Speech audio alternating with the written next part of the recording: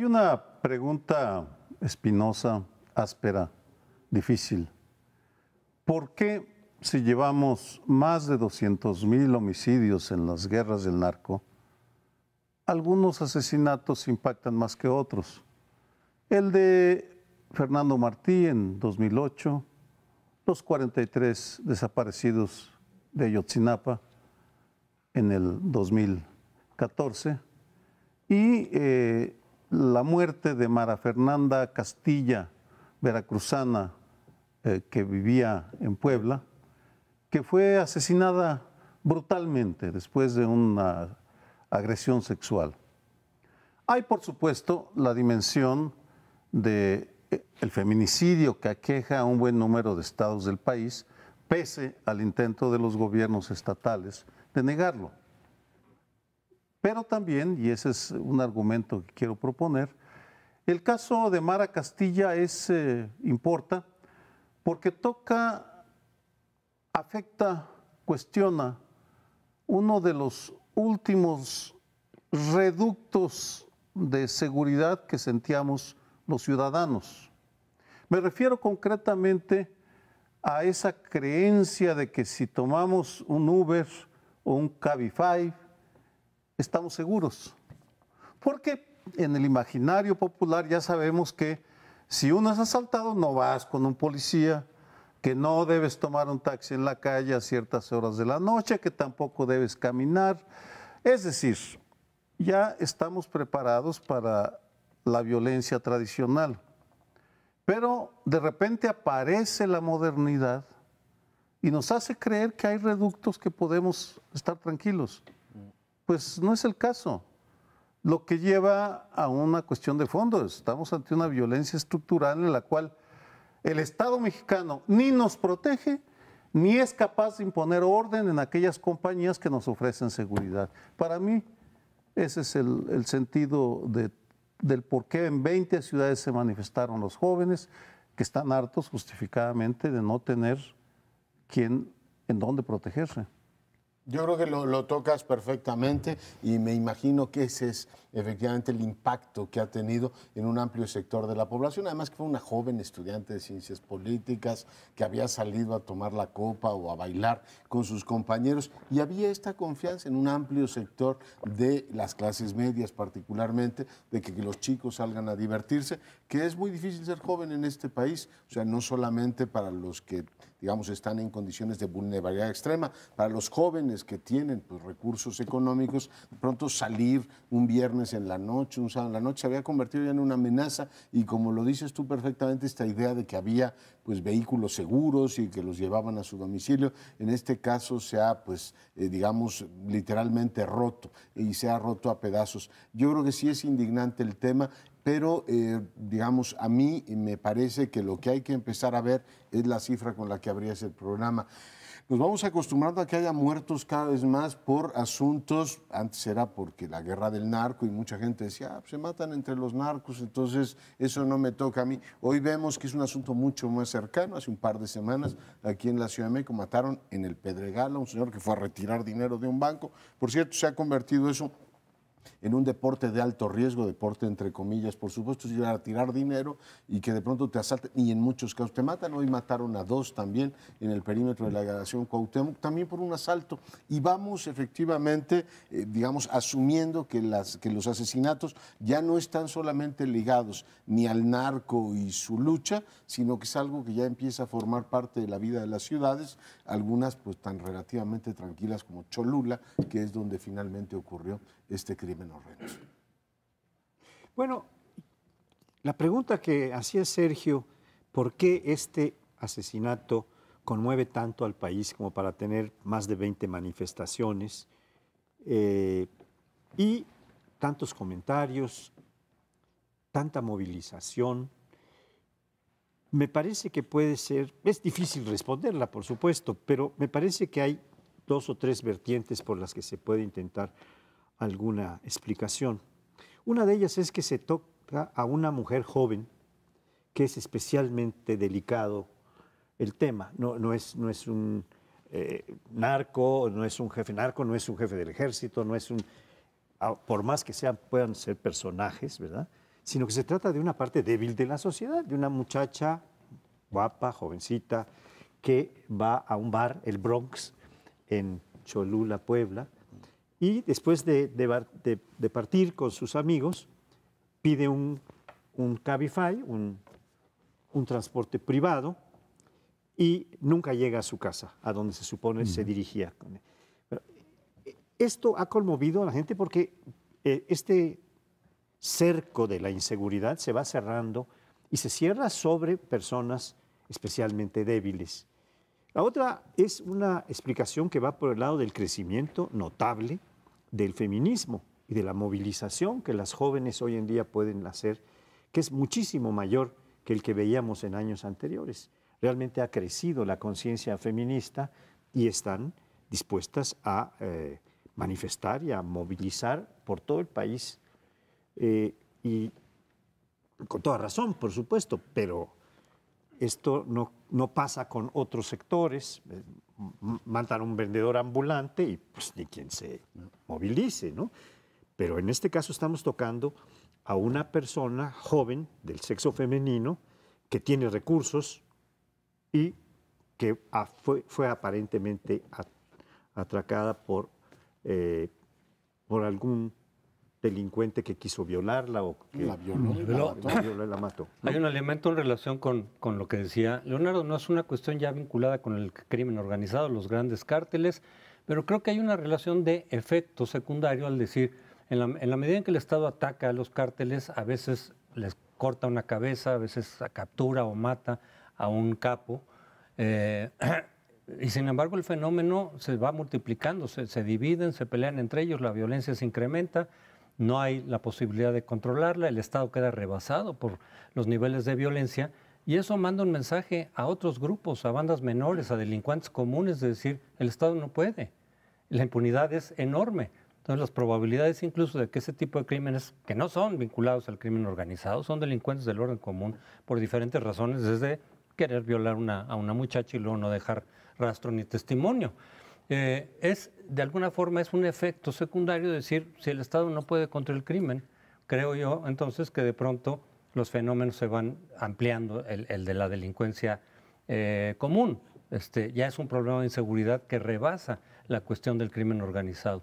Y por otro lado, de lo que decía Sergio en relación con el Cabify, se supone que tienen y deberían tener los controles, que eso es lo que te venden. O sea, lo que te están vendiendo es una seguridad que no puedes encontrar en los taxis comunes que agarras en la calle, donde hubo muchos secuestros express en esos taxis, donde te llevaban a sacar el dinero a la caja, a las cajas, etcétera. Entonces están vendiendo eso y por lo tanto los controles debían ser mucho más eficaces. Oí en la mañana que la empresa respondía a decir, pero se presentó con su carta de no antecedentes penales, porque resulta que sí había delinquido antes este chofer, no en asesinato, pero sí en robos, no me acuerdo de qué, pero nos presentaron una carta de no antecedentes penales, que es lo que pedimos, y entonces quien tiene la responsabilidad es quien expidió esa carta, que parece que es la Procuraduría de Puebla. No, hay una cosa ahí, sin entrar a los detalles, el fiscal me decía esta mañana, a ver, la investigación estaba abierta, por tanto todavía no es culpable y en consecuencia, pues si dicen, oiga, el señor tiene antecedentes penales, el asunto no se había tramitado. Okay. Yo estoy de acuerdo contigo en que hay un entorno de impunidad, que eso fomenta este tipo de comportamientos y estoy dispuesto a creer que parte de la ramificación de la lucha contra el narco puede explicar algunos comportamientos, pero otras cosas no. Igual que creo firmemente que una buena parte del arreglo político de este país explica muchos de los problemas que tenemos. Pero perdón, yo sé que esto es políticamente incorrecto, pero lo diré igualmente. La encuesta que nos dio a conocer el INEGI sobre violencia en contra de las mujeres en este país implica algo que va mucho más allá del narco y de los políticos espantosos. Es una violencia genérica, es una auténtica epidemia, y la peor es la capital, en donde una mujer puede ser agredida en el transporte público. Además, en esta ciudad tan culta y tan refinada hemos tenido que inventar un transporte público para las mujeres, para aislarla de los varones. O sea, hay un comportamiento de cromañones en buena parte de nuestros compatriotas que se expresa en primerísima instancia en las parejas, en las hijas y en su entorno familiar directo. Eso nos dijo el INEGI. No resulta cómodo porque no hay políticos a quien responsabilizar, ni grupos malvados, sino directamente interpelarte y decir, oiga, vivimos en una ciudad de semisalvajes, donde una mujer, entonces se lo decía a la secretaria de gobierno, salga usted así hermosa, con sus tacones y su traje sastre y va a ver lo que le dicen en la calle. Y todos consideramos que eso, bueno, pues forma parte de los usos y costumbres del mexicano. Es una salvajada. Y de ahí a que el taxista ha hecho, pues la muchacha pues, se le pasaron los tragos. Y según la investigación, llegó dormida a su casa, pues le pareció, pues tranquilo, dice, me la llevo, se la llevó al motel, la viola y después la mata. Este entorno de impunidad explica todo eso, pero también esta violencia contra las mujeres se explica por esta especie de permisividad. Hace unos días fue el tema de Tamaulipas con la española. Hace unos meses tuvimos también una española que trataron de robar. También un taxi estaba metido en eso y la secuestraron y la mataron. Pero son casos que de pronto saltan a la opinión pública. Pero si ves el INEGI te dice, pues tienen ustedes una epidemia de machismo y de violencia machista en ese país. Y perdón, ahí sí, pues podemos culpar a los políticos y a los narcos, pero hay una parte de autocrítica que no se ha hecho. Varias reacciones a lo que han dicho. Primero, una rectificación a la entrada que di a mis comentarios. Hablé solo de los homicidios, 200,000, y no mencioné los 30,000 desaparecidos. En consecuencia, no embonaban los 43 de Ayotzinapa, que son desaparecidos no ejecutados. Hecha esta aclaración, van 2 o 3 reacciones. Primero, sobre las empresas. El caso de Uber, que es el monstruo de este sistema, parece que llegan los inversionistas extranjeros y se apropian de la mentalidad de la extracción salvaje de los recursos y de la explotación de los trabajadores, porque quienes usamos ese servicio, si ustedes conversan con los choferes, se darán cuenta pues que les aumentan la tarifa, que les regatean el pago de la supervía, por ejemplo. Es decir, hay todo un mecanismo que explica un deterioro en las condiciones laborales y por tanto un resentimiento de quien está trabajando en contra de quienes debe servir. Es decir, y ahí hay una responsabilidad de la autoridad, lo que me lleva a un segundo comentario. Si uno revisa la geografía, la cartografía de la violencia social, incluida la que va contra la mujer, se ha ido desplazando. Antes eran las muertas de Ciudad Juárez, estaban allá, ahora está por toda la República y en el centro del país. ¿Y cuál es la actitud de los gobernantes del centro del país, sea Rafael Moreno Valle, Erubiel Ávila o Miguel Ángel Mancera? Es negar sistemáticamente lo que está pasando, porque no tienen políticas, no tienen voluntad y no saben qué hacer porque están negando el problema. En consecuencia, estamos vuelvo a mi conclusión inicial, los jóvenes o los adultos o la tercera edad que tomamos un transporte público, salimos al espacio público que ustedes quieran, ya sabemos que estamos a merced de las policías, de la autoridad, de los delincuentes.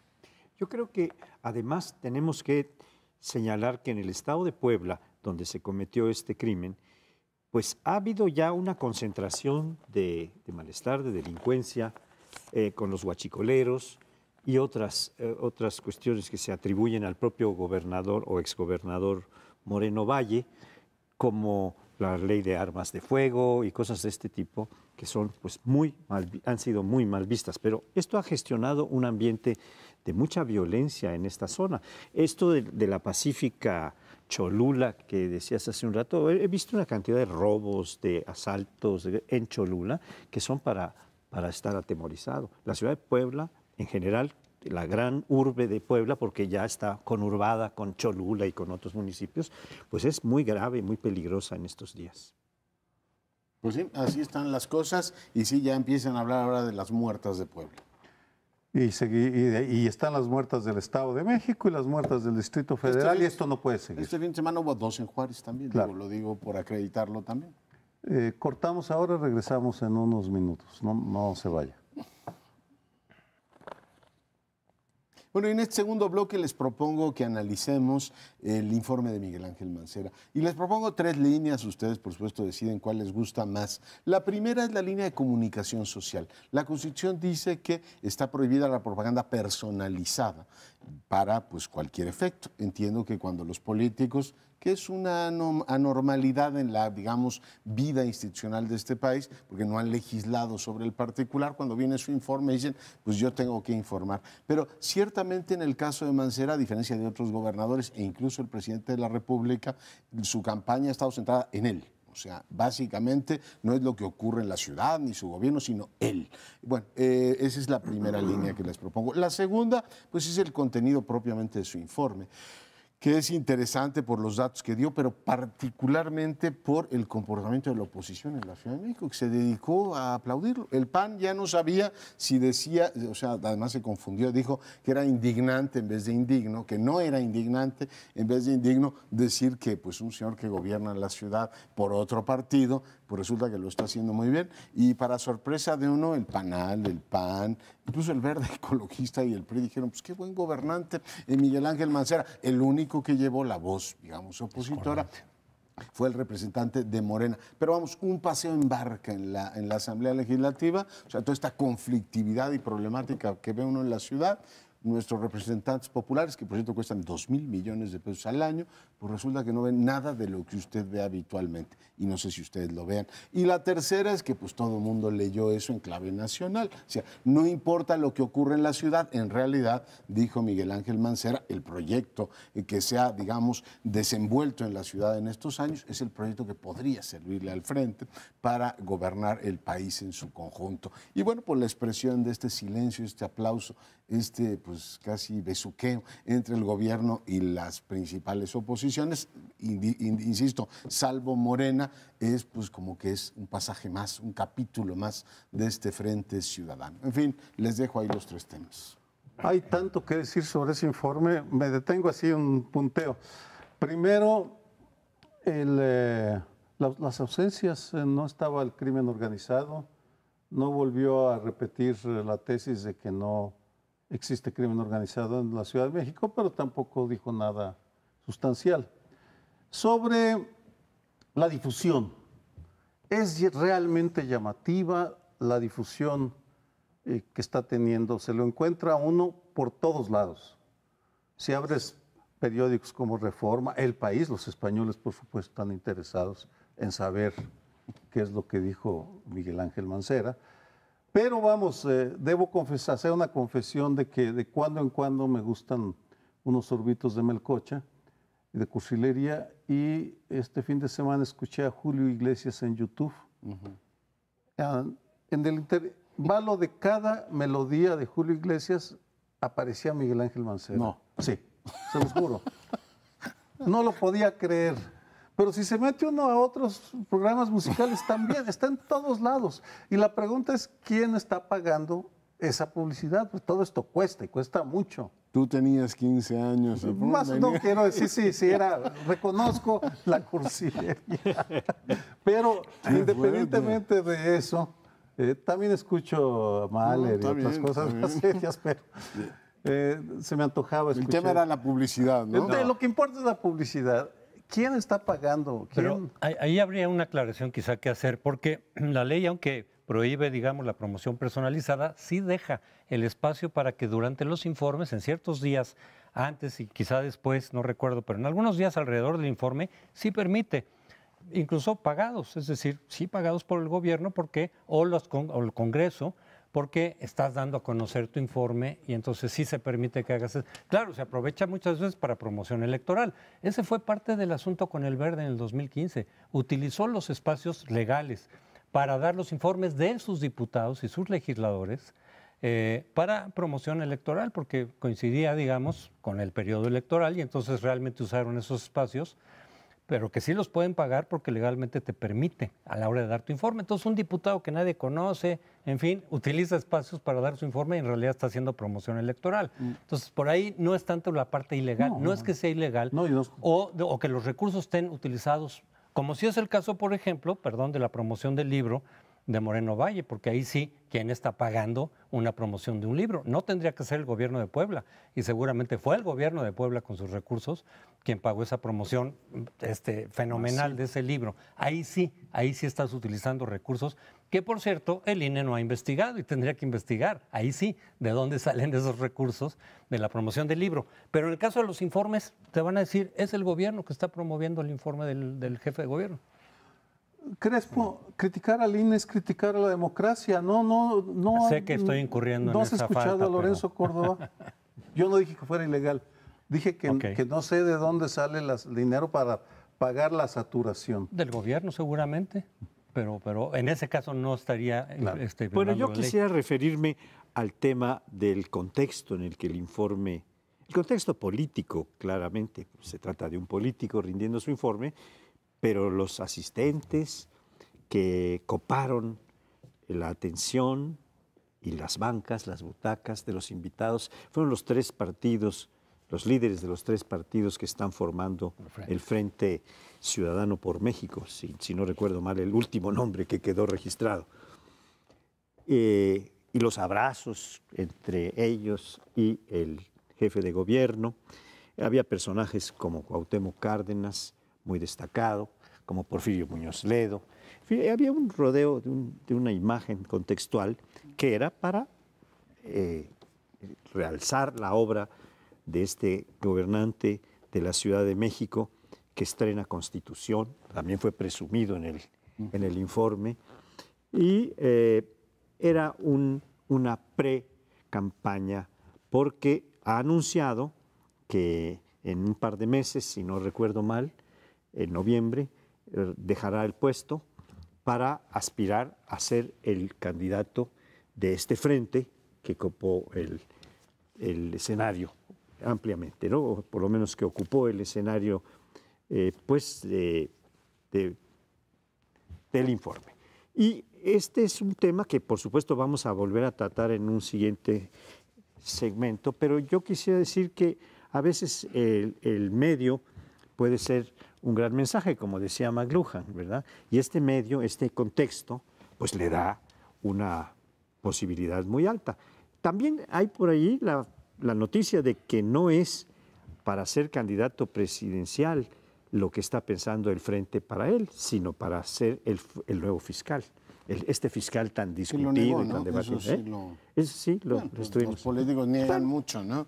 Bueno, para fiscal deben por muerto, ¿no? Y finalmente lo van a encartar. No, dice que está interesado en el proyecto presidencial. Lo primero que a mí me llama la atención es que diga que el proyecto de la Ciudad de México es un proyecto extrapolable para todo el país y que eso genera entusiasmo. Bueno, si el Frente efectivamente abre con esa carta, pues yo creo que sus posibilidades, ya lo platicaremos en el siguiente bloque, pues no son así como para pues, entusiasmar a muchos, pero ahí están los niveles de aprobación de Mancera. La segunda cosa que me resulta chocante es que la oposición tan costosa como es en la Ciudad de México, pues para todo efecto práctico no sirve. O sea, resulta que es una comparsa del jefe de gobierno y lo subrayo porque pues nos indignamos porque el PRI compra congresos locales. Aquí tienes exactamente el mismo principio, disfrazado de virtudes cívicas o ciudadanos.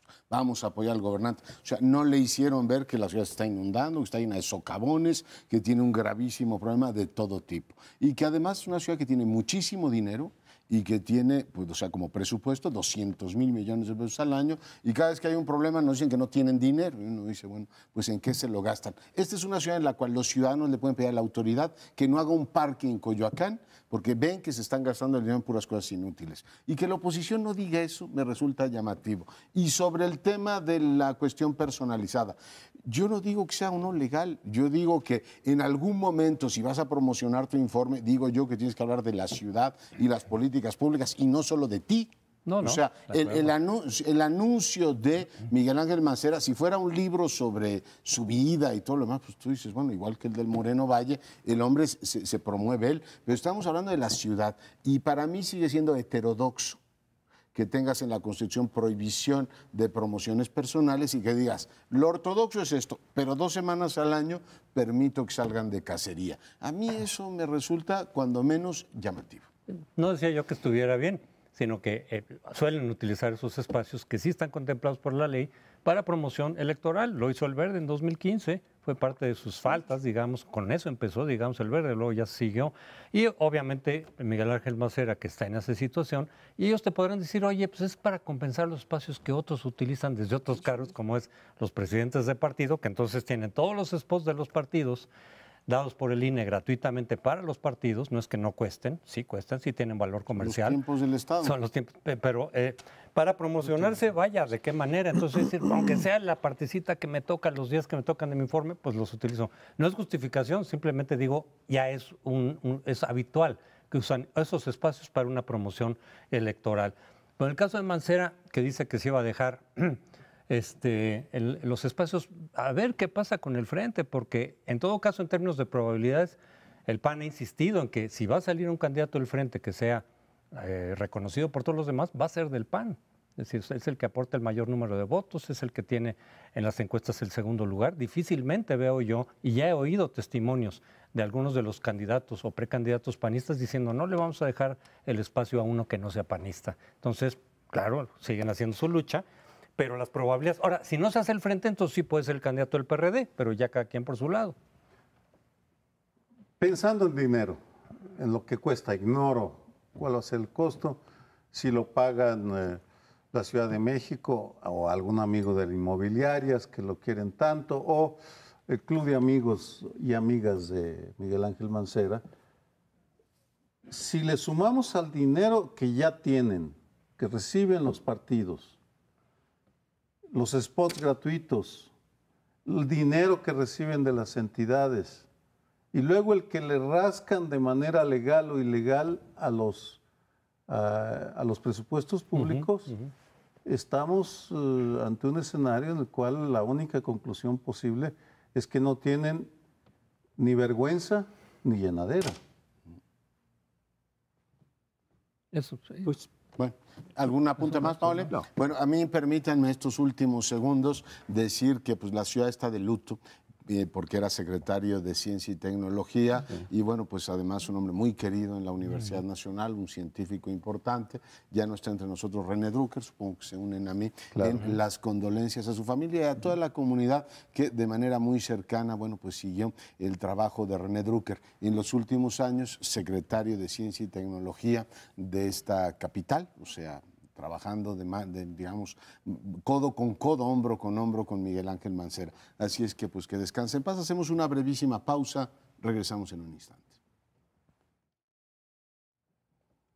Y el llamado Frente Ciudadano por México, pues sigue en movimiento, generando expectativas, generando muchas opiniones.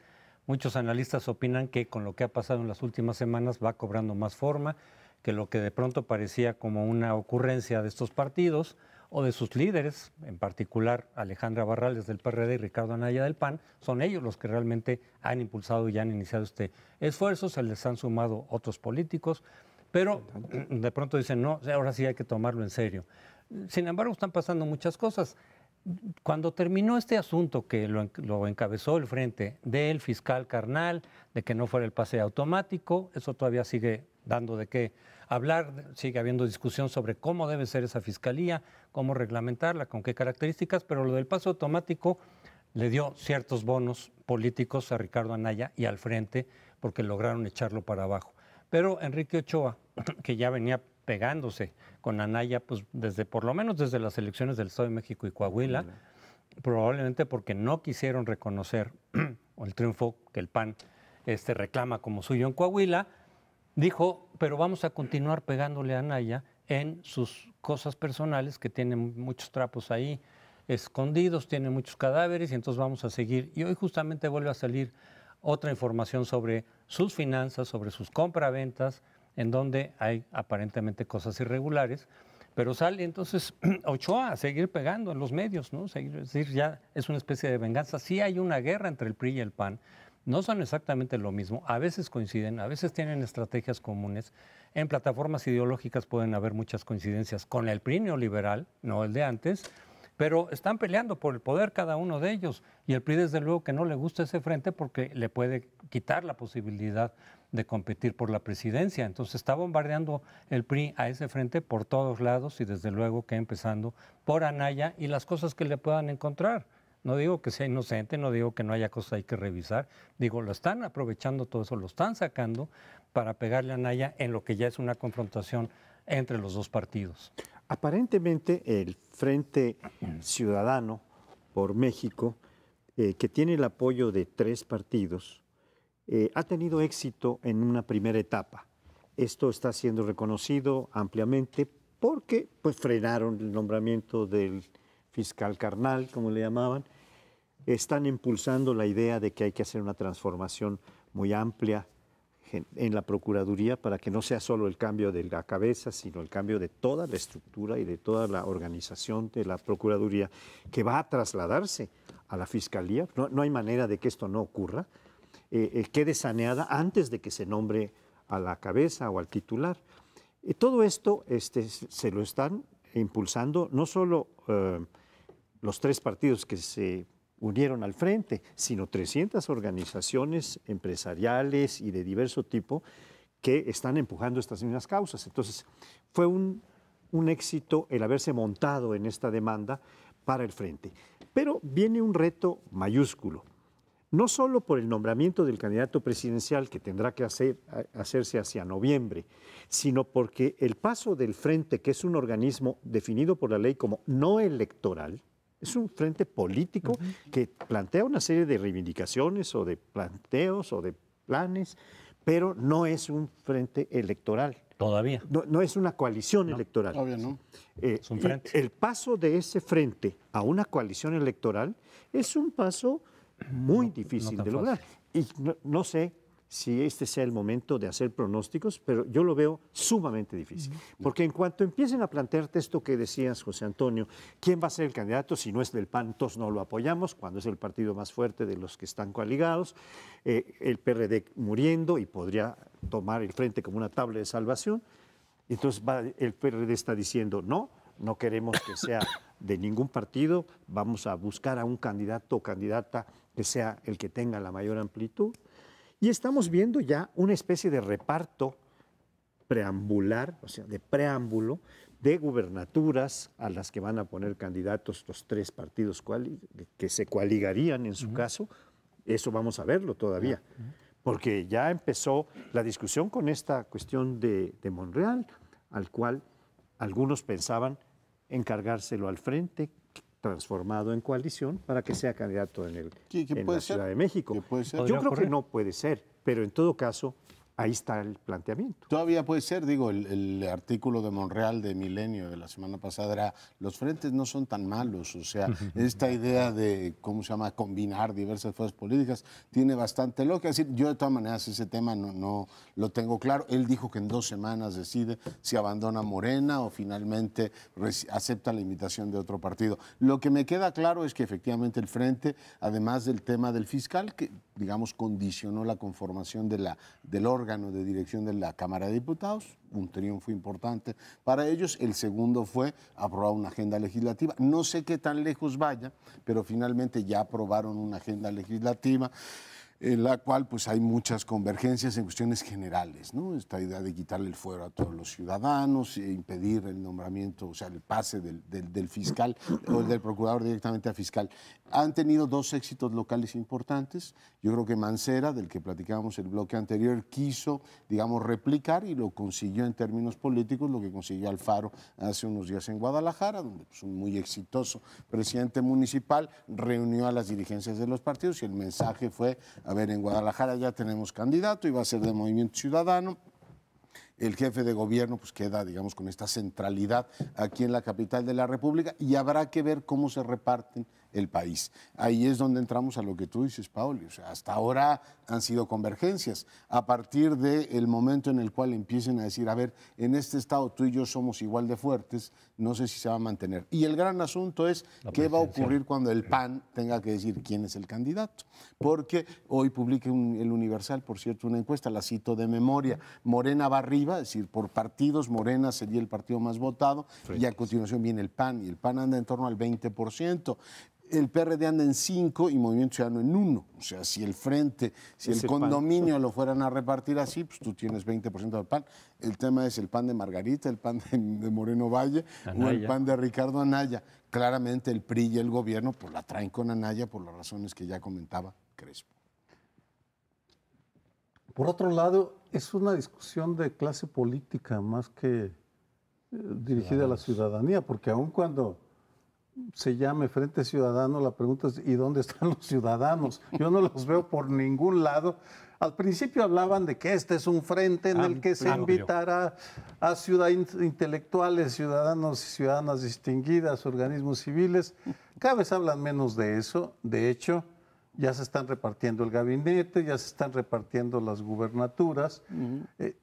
Los ciudadanos se han olvidado, no han hablado al parecer o no lo han hecho público, la posibilidad de que inviten a Juan Ramón de la Fuente, a Claudia X González, en fin, a los que se han mencionado por ahí como posibles candidatos. A Pedro Ferriz. A Pedro Ferriz, en fin, a los que podrían tal vez ser aceptables para unos, porque en el fondo, y esa es tal vez la principal contradicción, son un revoltijo de siglas de partidos con fuerza real, pero que no están cohesionados como sí lo está el PRI y sí lo está hasta ahora Morena. Haya sido como haya sido. En el caso del Frente Ciudadano, es un añadido ahí que puede tronar a la hora de nombrar candidato a la presidencia. Porque, coincido contigo, Leonardo, ¿qué va a ser? ¿Margarita, Ricardo Anaya o el poblano? ¿Quién lo sabe? En todo caso, así, si tuviéramos que apostar el día de hoy, yo diría, se van a fragmentar, como pasó en 1999 cuando negociaron el PRD y el Partido de Acción Nacional. Está por un lado eso, sea la dificultad de tener un candidato aceptable para todos y que tenga posibilidades de competir y en esa medida, si no sale eso, el frente se va a venir para abajo.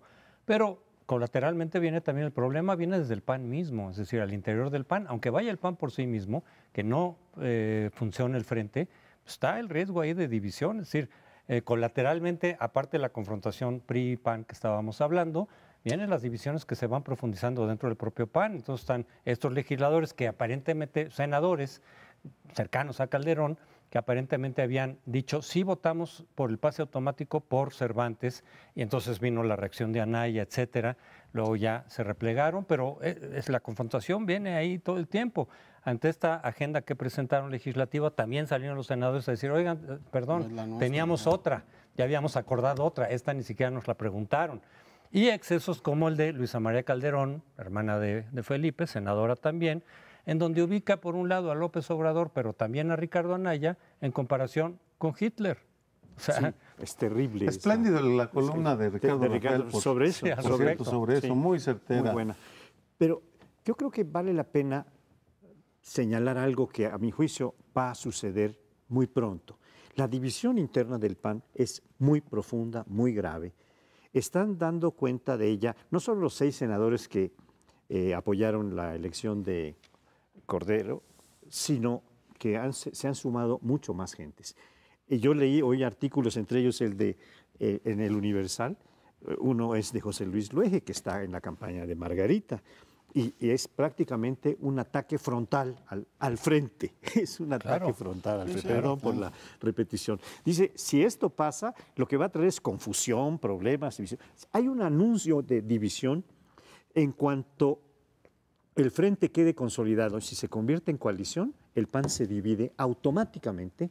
¿A dónde se van a ir? ¿Cómo le van a hacer? No lo sabemos. Pero me parece que viene una división interna muy severa. Pues ya está, ¿no? En muchos sentidos Lo la que viene división más grande. bastante claro en el Senado, Formal. las declaraciones de Margarita y los senadores estos inconformes dijeron el factor de división número 1 es Anaya. Ricardo Anaya y se debería ir.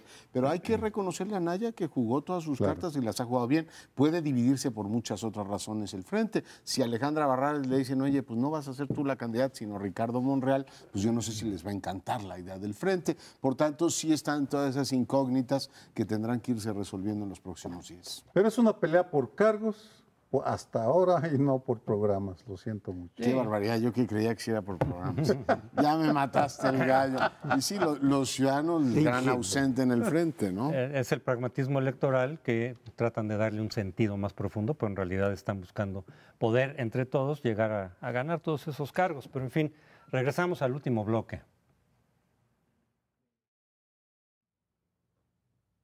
Vamos a comentar unas declaraciones que publicó el New York Times la semana pasada en primera plana de una reunión que hubo entre el jefe de gabinete del presidente Trump, Chief of Staff, que tiene una gran penetración, está en el equipo más íntimo, más cercano, de mayor confianza del presidente de los Estados Unidos, y que les dijo a los líderes republicanos con quien cenaba, demócratas, perdón, a los líderes demócratas con quien cenaba, que México estaba al borde del colapso y que muy pronto iba a estar como está ahora Venezuela.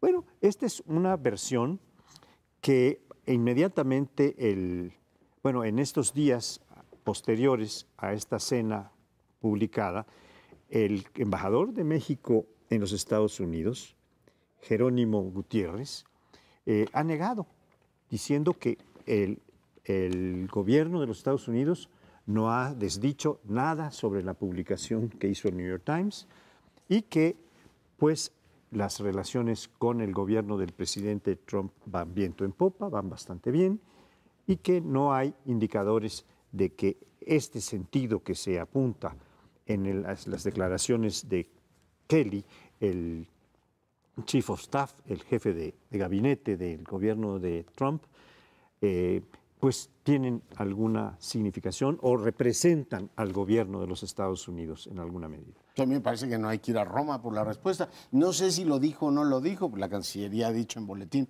no, ya nos informaron que eso nunca lo dijo Kelly.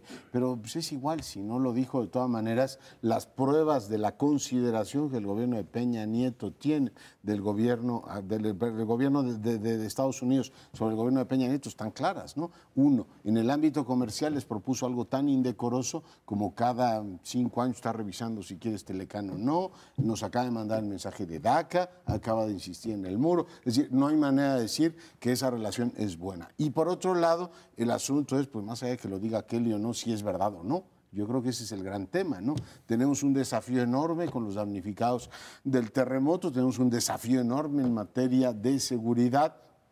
Y pues todo el mundo está preguntando si el año político en este país va a transcurrir normalmente, vamos a tener turbulencia. Yo creo que lo importante es, en estos momentos es plantearnos si la pregunta que hipotéticamente formula Kelly es pertinente o no. Yo creo que es muy pertinente.